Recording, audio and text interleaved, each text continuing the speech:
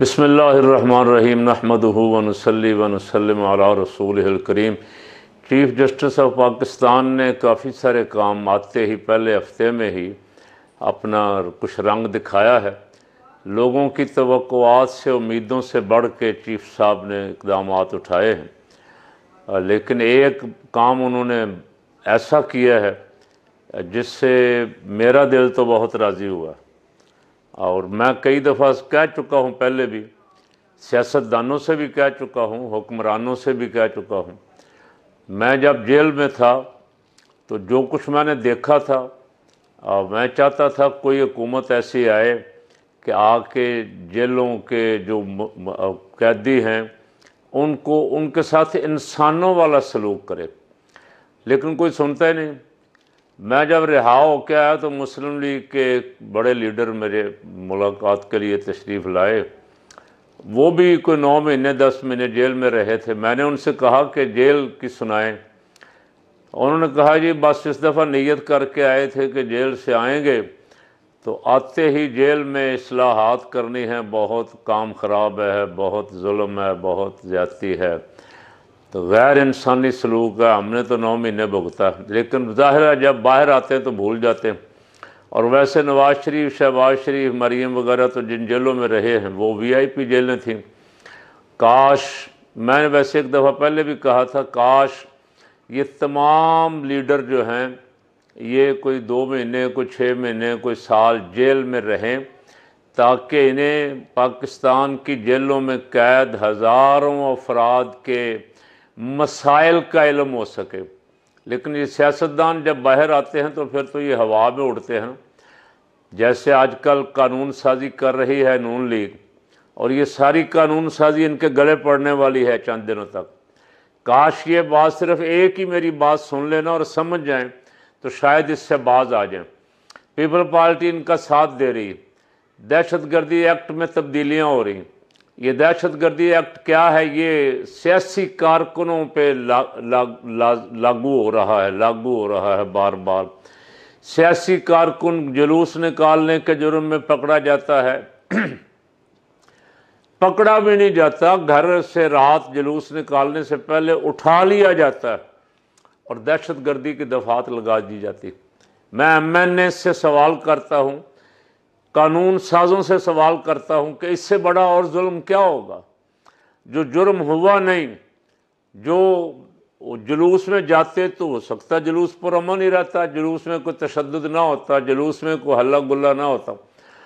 اور جلوس میں تشدد اور ہلہ گلہ ہمیشہ اس وقت ہوتا ہے جب حکومتیں اپنے آدمی جلوسوں کے اندر بھیج کے ان کے ذریعے گھیراؤ جلاؤ کرواتی ہیں۔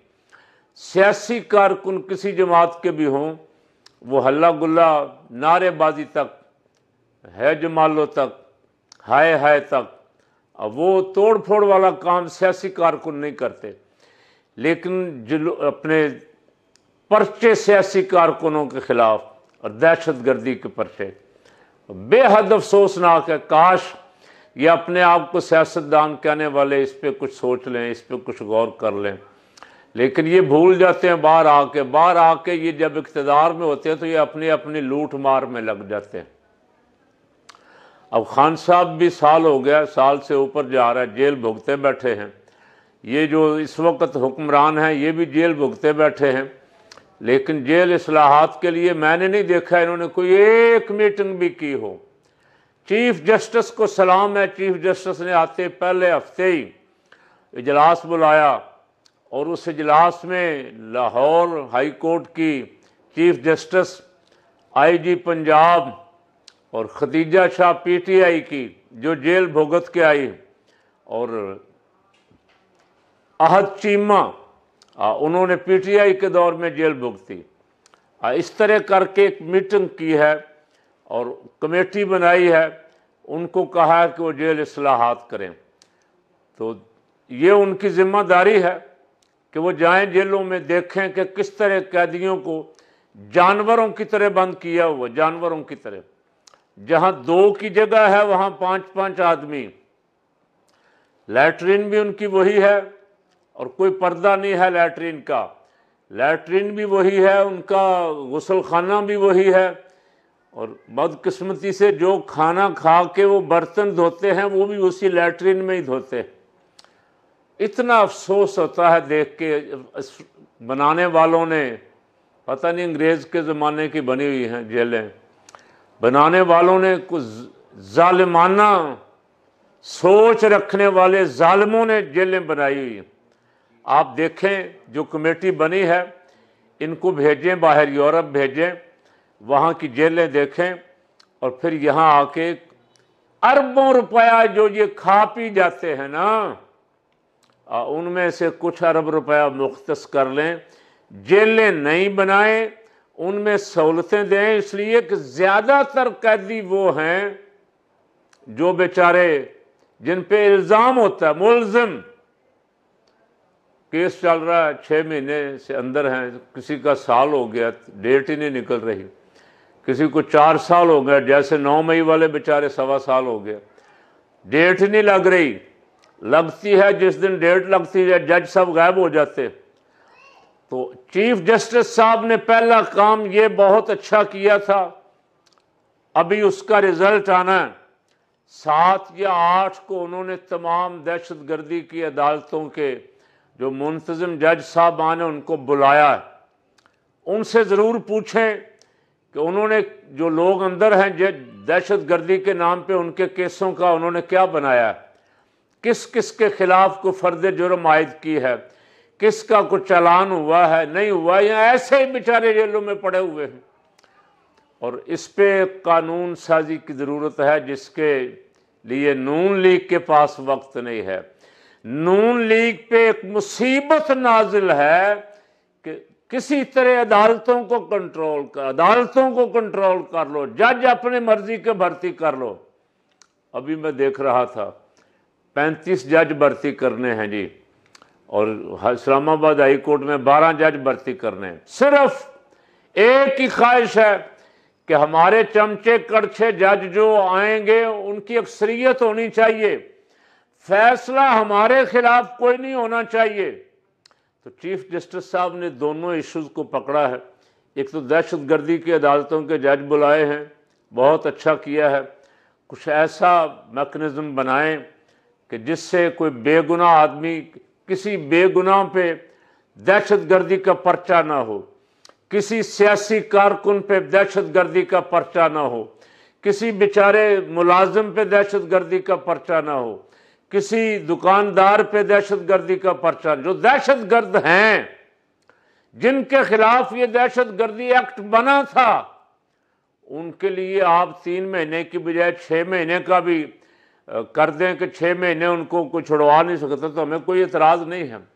جو ہمارے ملک میں دہشت گردی کرتے ہیں، جو دہشت گرد ہیں یا غیروں کے اشاروں پہ ادھر اس ملک میں بھیجے جاتے ہیں، ملک دشمن ہے اور ان کی تو کوئی حمایت نہیں کر سکتا، لیکن جو کچھ یہاں ہو رہا ہے بدقسمتی سے یہ بہت افسوسناک ہے، اور اس سے بھی زیادہ افسوسناک اور بے شرمی یہ ہے کہ سیاستدانوں کے ہاتھوں سے سارا کچھ ہو رہا ہے۔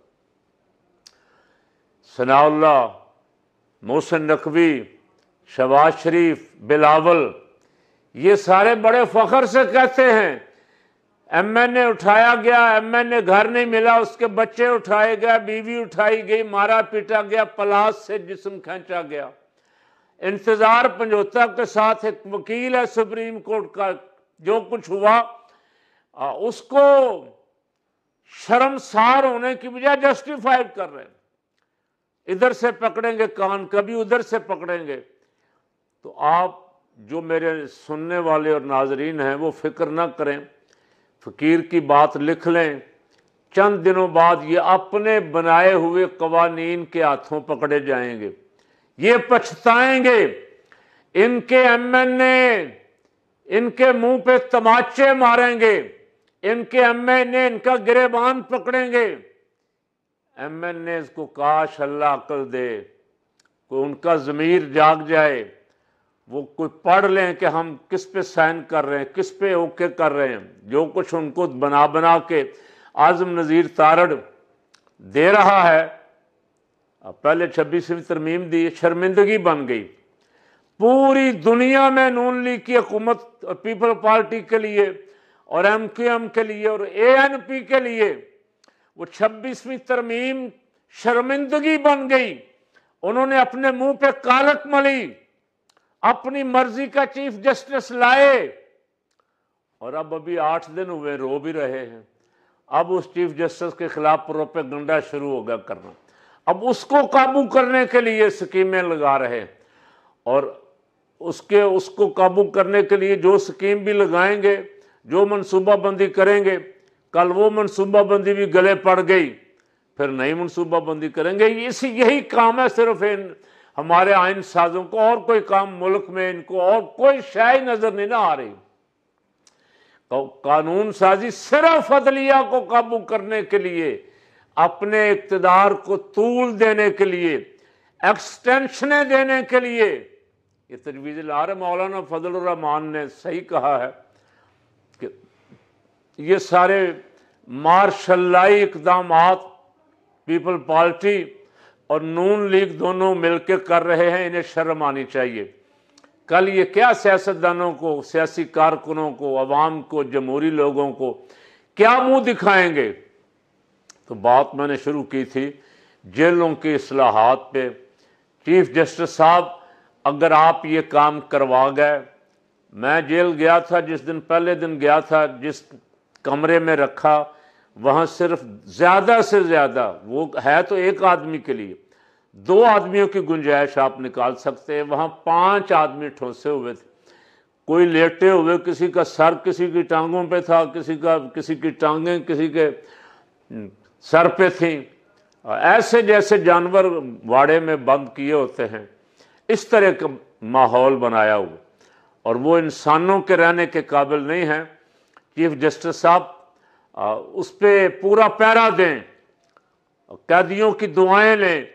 وہ مظلوم ہے، مظلوموں کی دعائیں لیں. وہ جتنے دن رہیں گے وہاں، اگر وہاں اصلاحات ہو گئی، بیمار آدمی، میں خود بیمار تھا، میرے ساتھ ڈاکٹر اشرف آصف جلالی صاحب تھے، وہ بھی مجھ سے پہلے مولانا خادم حسین رحمۃ اللہ علیہ تھے، وہ بھی بیمار تھے. بیمار آدمی ساری رات آپ کے کمرے کی طرف صرف ایک دفعہ ایک سپاہی راؤنڈ پہ گزرتے گزرتے، بس مرضی ہے اس کی، دیکھ لے، مرضی نہ دیکھے. کوئی بیمار، کوئی ہارٹ کا پیشنٹ، کوئی شوگر کا پیشنٹ، کوئی بلڈ پریشر کا پیشنٹ، کوئی اس کے پاس گھنٹی نہیں ہے وہ کسی کو بلا سکے، اور اگر بلا بھی لے تو اس کی منظوری ہوتے ہوتے کہ اس کو ڈاکٹر کو دکھانا ہے ایک ٹائم لگتا. ڈاکٹر صاحب ظاہر ہے ایک ٹائم ہے، ڈاکٹر صاحب صبح 7 یا 8 سے لے کے 4-5 بجے تک وہاں ہوتے ہیں، رات تو وہاں کوئی ڈاکٹر نہیں ہوتا. ڈسپینسری میں ڈاکٹر ہوتا بھی ہو تو اس تک کسی مریض کی رسائی نہیں ہے. اور بہت سارے کام، کھانا پینا، ان کا رہن سہن، وہ سب غیر انسانی. اس پہ بہت توجہ دینے کی ضرورت ہے. جو بھی وہاں کمیٹی کے ممبران ہیں وہ دورہ کریں، جائیں، ان کے حالات پوچھیں، خود دیکھیں، اور بلڈنگیں نہیں بنانی پڑیں تو بلڈنگیں نہیں بنائیں. ان کو سہولتیں فراہم کریں، ان کو باہر نکل کے واک کرنے کا موقع دیں، ان کو اگر کوئی ورزش کرنا چاہتا ہے ورزش کرنے کا موقع دیں. اگر ان میں سے کوئی پڑھنا چاہتا ہے تو آپ کو تو چاہیے کہ آپ ان کو اس طرف لگائیں کہ وہ پڑھنے کی طرف لگ جائیں.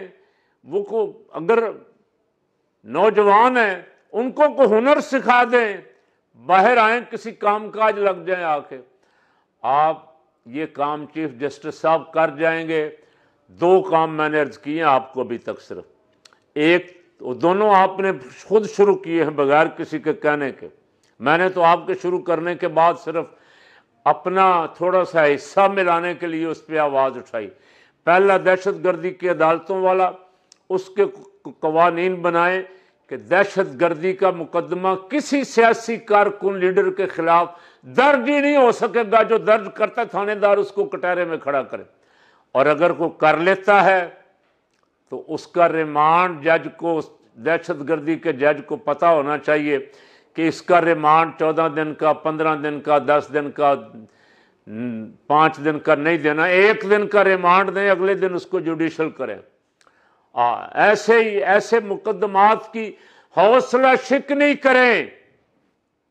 اور یہ جو کمیٹی آپ نے بنائی ہے جیلوں کے لیے بہتری کے اصلاحات کے لیے، اس پہ خود پہرا دیں، اس کی 10 دن 15 دن بعد رپورٹ لیں، اور جو کمزوریاں ہیں انہیں دور کریں، اور ان مظلوموں کو جو ناحق جیلوں میں ڈالے ہوئے ہیں ان کو جینے کا حق دیں۔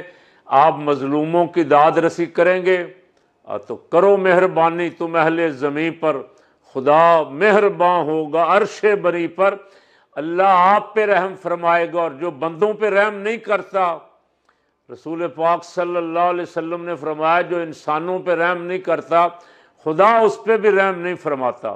تو یہ جو ظلم کر رہے ہیں، جیلوں میں ہوں، عدالتوں میں ہوں، تھانوں میں ہوں، نامعلوم ہوں، ان کو اللہ سے ڈرتے رہنا چاہیے کہ کل یہ وقت ان پہ بھی آ سکتا ہے۔ اللہ تعالیٰ مجھے بھی آپ کو بھی اسلام کے پیار، محبت، مہربانی والے احکامات پہ لازمی عمل کرنے کی توفیق عطا فرمائے۔